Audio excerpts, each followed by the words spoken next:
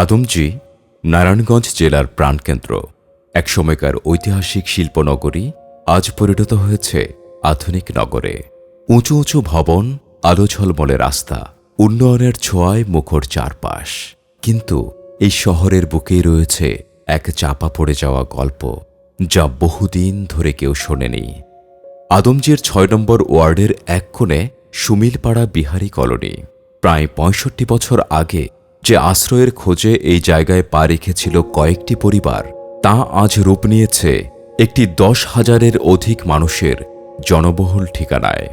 এই কলোনির টিনে ঘেরা গায়ে গায়ে লেগে থাকা ঘরগুলো গরমে রূপ নেয় এক একটি আগুনের খাঁচায়।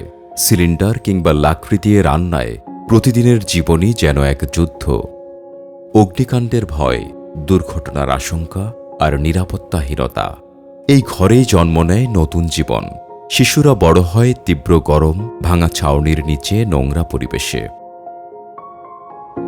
তীব্র গরমে স্কুলে বসে থাকতে পারে না। আমাদের স্কুলের যে ছাদ, এটা মানে খুবই নিচু থাকার কারণে তাপমাত্রা একটু বেশি হয়। হ্যাঁ, মানে এর কারণে তাপমাত্রা বেশি হওয়ার কারণে, নিচু হওয়ার কারণে ছেলে ছাত্রছাত্রীরা বেশিরভাগই অসুস্থ হয়ে যায় গরমের মধ্যে।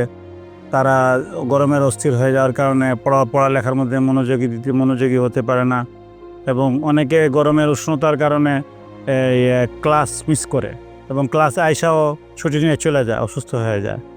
তো এই বিষয়টা যদি আমাদের এই ছাদটা উঁচু করা, বা কিভাবে তাপমাত্রা, অত্যাধুনিক কত রকমের সিস্টেম এখন এসেছে যে যাতে করে তাপমাত্রাটা কমানো যায়। তো এই তাপমাত্রাটা যদি কমানো যেত, তাহলে ছাত্রছাত্রীদের এই স্কুলে পাঠদান দেওয়ায় মনোযোগী তারা হইতো, এবং তারা স্কুল ফাঁকি কম দিত, বা স্কুলে পড়ালেখার প্রতি মনোযোগী হইতো, এবং উপস্থিতি ছাত্রছাত্রীদের আমাদের স্কুলে বাড়ত। কোনোদিন স্বপ্ন দেখে শিক্ষক হবার, কখনো বা ডাক্তার, কিন্তু এই পরিবেশের লেখাপড়া যেন হয়ে যায় একটা অলীক স্বপ্ন। আমার স্কুলে বেশ কিছু সমস্যা, যার প্রধান সমস্যা হচ্ছে আমাদের টিনের কারণে। আমাদের চালের নিচু হওয়ার কারণে আমাদের গরমে আমাদের ক্লাস করা সম্ভব হচ্ছে না, এবং বৃষ্টির সময় আমাদের পানি ক্লাসে প্রবেশ করায় আমাদের স্কুলে অনেকে অসুস্থ হয়ে পড়ে যাচ্ছে, এবং আমাদের স্কুল আসার পথে বৃষ্টির পানি জমা থাকার কারণে আমাদের আসতে অনেক অসুবিধা হচ্ছে। বৃষ্টির দিনে ভিজে যায় বিছানা, ডুবে যায় রান্নাঘর, জীবন শুধু চলে যায় টিকে থাকার চেষ্টায়। এখানকার ড্রেনেজ ব্যবস্থার চিত্র আরও করুন। একটু বৃষ্টিতেই ড্রেনের দূষিত পানি ঢুকে পড়ে ঘরের ভেতরে। মলমূত্র ও গৃহস্থালির বর্জ্যে ভরে যায় পথঘাট। সেই পানির মাঝেই কেউ বাজারে যায়, কেউ বা স্কুলে। আমাদের এলাকায় যখন বৃষ্টি চলে আসে, তখন বৃষ্টির কারণে রাস্তায় যে পানিগুলো জমে আমাদের হাঁটা চলা করার সমস্যা হয়, এবং সেই পানি দিয়ে আবার কিছু মশা জন্মায়, ডেঙ্গু এবং আরও অনেক মশা। এই কলোনিতে নেই নির্ধারিত কোনো ময়লা ফেলার স্থান। রাস্তার ধারে কিংবা পুকুর পাড়েই পড়ে থাকে আবর্জনার স্তূপ। এই দুর্গন্ধ ভরা পরিবেশেই মানুষ খায়, নিঃশ্বাস নেয়, বেঁচে থাকে। ছোট ছোট ঘর এবং নিচা ঘরের কারণে তাপমাত্রা আমাদের এলাকায় অনেক হয়, আর ঘনবসতি অনেক। ছোট্ট এলাকায় আমরা অনেক লোকজন কিন্তু এখানে বসবাস করি। আমাদের এলাকায় বৃষ্টি হলে আশেপাশে, ঘরবাড়ির আশেপাশে পুরা বৃষ্টি জমে থাকে, সেটা নিষ্কাশনের জায়গা নাই। আর এই দূষণ শুধু দুর্গন্ধ নয়, নিয়ে আসে ডায়রিয়া, ডেঙ্গু বা চর্মরোগের মতো নানা রোগ। কিন্তু প্রতিকারের কি উপায়? আমাদের এলাকায় অনেক ধরনের সমস্যা রয়েছে।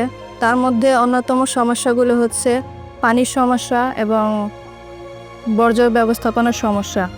এখানে ময়লা আবর্জনা যেখানে সেখানে ফেলা হয়, নির্দিষ্ট কোনো স্থান নেই, এবং নির্দিষ্ট স্থান না থাকার কারণে যেখানে সেখানে ফেলে রাখার কারণে এখানে দুর্গন্ধ ছড়ায়, এবং মশা মাছির মাধ্যমে আমাদের ডেঙ্গু, ম্যালেরিয়া, চিকেনগুনিয়া ইত্যাদি ধরনের রোগ বালাই ছড়াচ্ছে।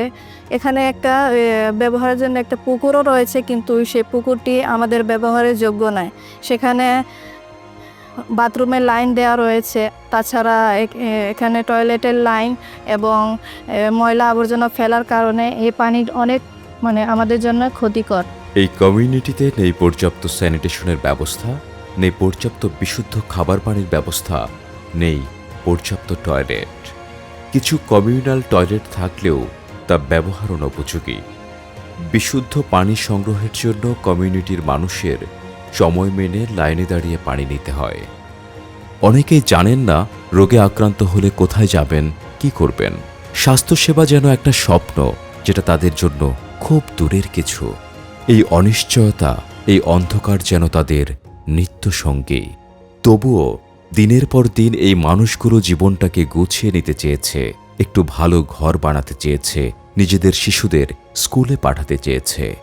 এই মানুষগুলো চায় না কোনো বিলাসবহুল বাড়ি, তারা শুধু চায় একটা মাথা গোঁজার ঠাঁই, যেখানে বৃষ্টি ঢোকে না, গরমে পড়তে হয় না, একটা রাস্তা যেখানে নিরাপদে স্বস্তিতে হাঁটা যাবে, একটা সুন্দর পরিবেশ যেখান থেকে ড্রেনের দুর্গন্ধ ছড়াবে না, যেখানে তারা মুক্তভাবে শ্বাস নিতে পারবে।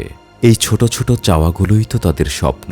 তারা দীর্ঘদিন বঞ্চিত, তবু হারায়নি বাঁচার ইচ্ছা, হারায়নি স্বপ্ন দেখার সাহস। সুমিলপাড়ার মানুষ এখনো বিশ্বাস করে এই অন্ধকারের শেষ আছে। সুমিলপাড়া এখনো লড়ছে। তাদের এই সাহসিকতায় আমাদের হাত যদি বাড়িয়ে দিই, তবে বদলে যেতে পারে তাদের গল্পের শেষাংশ। এই জনপদ হয়ে উঠতে পারে একটি মর্যাদাপূর্ণ, সুস্থ, বসবাসযোগ্য এলাকা। এই গল্প এখনো চলছে। আমরা হতে চাই সেই গল্পের অংশ, যাতে বদলে দিতে পারি তাদের আগামী।